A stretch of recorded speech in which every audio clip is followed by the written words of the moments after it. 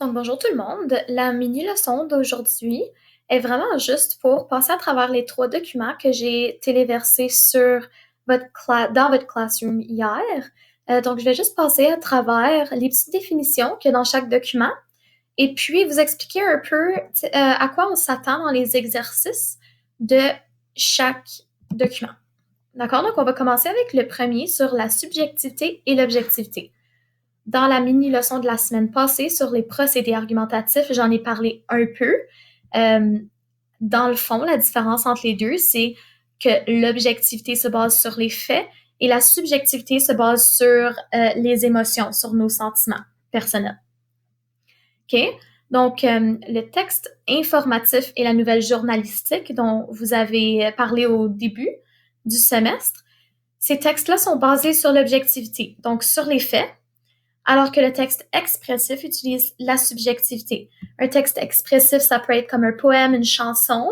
Ça beaucoup appel aux émotions et aux sentiments.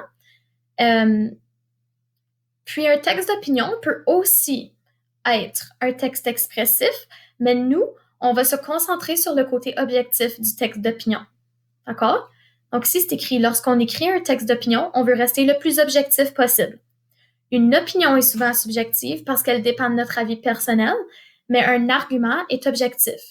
Donc, notre opinion, elle peut être subjective.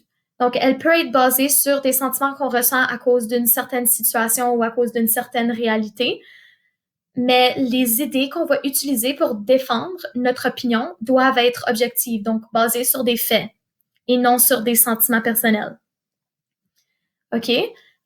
En bref, l'objectivité se caractérise par rapporter les faits, être neutre, donc ne pas utiliser la première personne. Ici en bas, l'auteur utilise la troisième personne.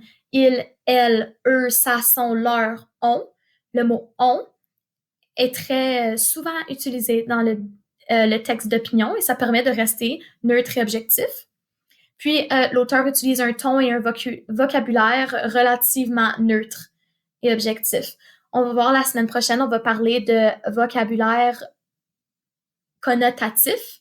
Ça veut dire donner un certain sens positif ou négatif à des mots pour véhiculer un certain ton dans un texte. Okay? Donc, si, par exemple, on veut se moquer d'une situation, donc, par exemple, si on est contre l'avortement et qu'on décide de se moquer de l'avortement pour prouver le fait qu'on est contre, on va utiliser des mots connotés négativement. Donc, on va s'éloigner un peu du neutre, mais on va quand même rester objectif. C'est juste qu'on ne sera plus aussi neutre. On va ajouter un petit ton sarcastique ou ironique à notre texte. OK, mais ça, on en parle la semaine prochaine. Dans le fond, l'objectivité, c'est de rapporter les faits puis de rester neutre et d'écrire à la troisième personne. Ensuite, la subjectivité, elle est utilisée dans les textes expressifs et se caractérise par donner son opinion personnelle, son interprétation d'une situation. Donc, cette situation m'a fait sentir mal parce que, puis là, c'est nos sentiments qui sont interpellés. Okay?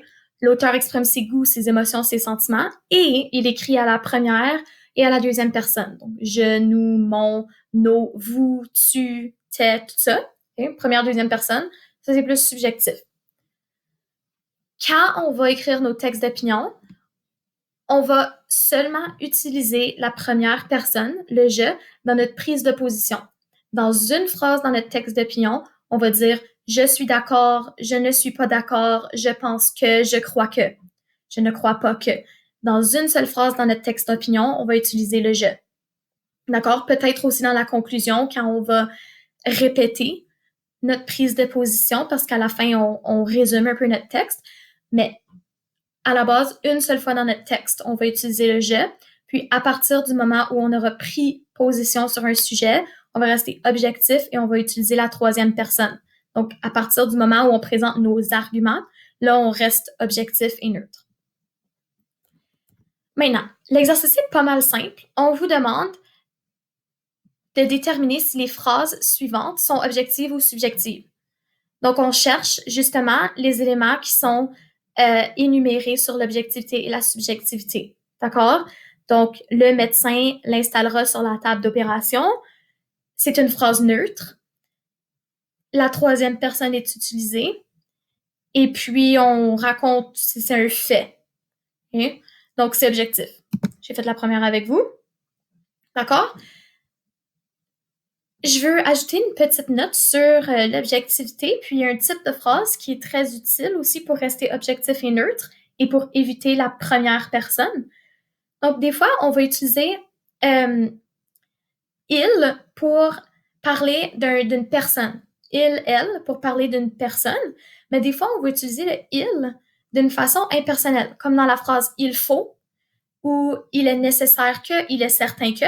Ici, le il n'est pas un sujet de personne vivante.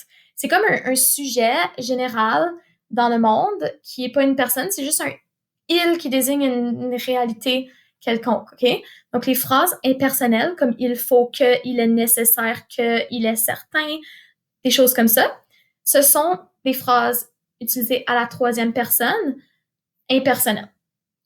OK? Donc, c'est la même chose que si on utilisait la troisième personne. Super. Donc, je passe à au prochain document.